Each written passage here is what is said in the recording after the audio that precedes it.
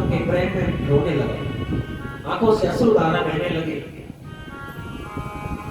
लेकिन फिर भी इसने मेरी अमर कथा को चोरी से सुना है, पीछे बैठ करके सुना है, इसलिए ये मृत्यु दंड का अधिकारी है। कभी भी भगवान की कथा को चोरी से नहीं सुनना चाहिए। जहां भी कथा हो रही हो हमको वहां जाना चाहिए और व्यासपीठ के सम्मुख सामने बैठ करके भगवान की कथा सुननी चाहिए। चोरी से सुनने का मतलब है कि हम पड़ोस में बैठे हैं, हमारे कानों तक आवाज जा रही है और हम यहाँ पहुंच नहीं रहे, कथा का लाभ उठा रहे हैं, ये चोरी है। भगवान सिंह तुरंत अपने त्रिशूल को लेकर के उस तोते के पीछे दौड़े। तोते के बालक ने अपना शरीर वहीं छोड़ दिया और आत्म रूप से वो तोता अपने आप को बचाने के लिए दौड़ा।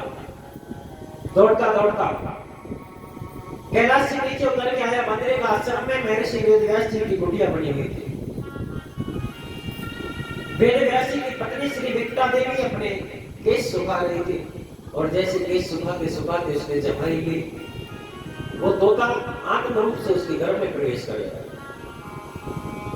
भगवान शिव ने वेदव्यास जी महाराज के आश्रम पर आकर के दरवाजा खटखटाया और कहा, अरे ब्राह्मण देव, दरवाजा खोलिए। वेदव्यास जी महाराज बाहर निकल कर के आए और देखा कि बाबा भोलेनाथ हाथ में त्रिशूल लिए इतने क्रोधित अवस्था में खड़े हैं। व्यास जी महाराज कहने लगे, अरे बाबा, इतने दिनों के बाद तुम आए, पहली बात तो तुम गृहस्थियों के यहाँ आते जाते नहीं हो, इतने दिन बाद मेरे कुटिया पर आए हैं, उसके बाद भी क्रोधित अवस्था में आए हैं, क्या बात है? भोले बाबा कहने लगे, अरे ब्राह्मण, ये ज्ञान की बातें बाद में करना, पहले तेरे यहाँ मेरा एक चोर आकर के घुसा है, उस चोर को बाहर निकाल, मैं उसे मारूंगा। वेदव्यास जी महाराज कहने लगे, बाबा तुम्हारे यहाँ उसने क्या चुरा लिया? अरे तुम्हारे कैलाश पर एक भान के मुरली सोता के अलावा रहेगा तो तुम्हारे कैलाश पर कोई चोरी करेगा?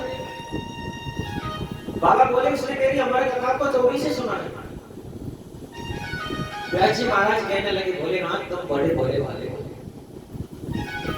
अरे पहली बात तो ये है कि जब उस तोते के बालक ने हमारे कथा को सुन ही लिया तो अमर हो चुका है, तुम उसे मार कैसे सकते हो? और दूसरी बात, अगर तुम महाकाल हो, कालों के काल उसे मार भी दोगे तो भगवान राम की अमर कथा, भगवान कृष्ण की अमर कथा झूठी हो जाएगी।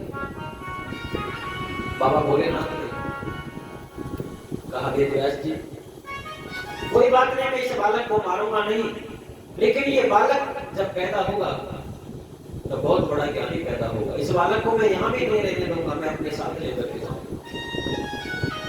और भोले बाबा वेदव्यास जी की कुटिया में आसन लगा करके बैठ गए। कहने लगे, जब तक ये बालक घर से बाहर नहीं आएगा मैं यहीं रहूंगा। बाबा ने कहा कि मैं यहीं रहूंगा। और विकटा देवी के गर्भ से आवाज आई कि अरे भोले बाबा, जब तक तुम यहाँ रहोगे मैं गर्भ से बाहर नहीं आऊंगा। भोले बाबा कहने लगे, विधि का विधान है, 9 महीने बाद तो आना पड़ेगा, मैं 1 साल से पहले यहाँ से जाऊंगा नहीं। गर्भ से आवाज आई, बाबा तुम 1 साल की बात करते हो, मैं 12 साल से पहले गर्भ से बाहर नहीं आऊंगा। और 12 साल तक से विष्णु माता विकटा देवी के गर्भ में रहे। और जिस गर्भ को ये दुनिया वाले सबसे बड़ा नरक बताते हैं, उसी गर्भ को श्री सुखदेव जी महाराज ने स्वर्ग बना दिया। भगवान शिव के द्वारा सुनी हुई भगवान की अमर कथा को गर्भ के अंदर रहकर के श्री शुक ने गाया, कथा का चिंतन किया, कथा का मनन किया। 12 वर्ष पूर्ण हुए तो एक दिन विकटा देवी अपने पति देव से कहने लगी, हे प्राणनाथ, मुझे ऐसा लगता है कि मेरे गर्भ से वेद मंत्रों की आवाज आ रही है।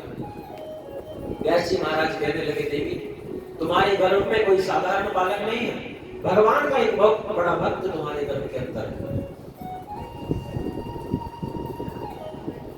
लेकिन ये बाहर क्यों नहीं आता? वेदव्यास जी महाराज ने पूछा, बेटा तुम बाहर क्यों नहीं आते?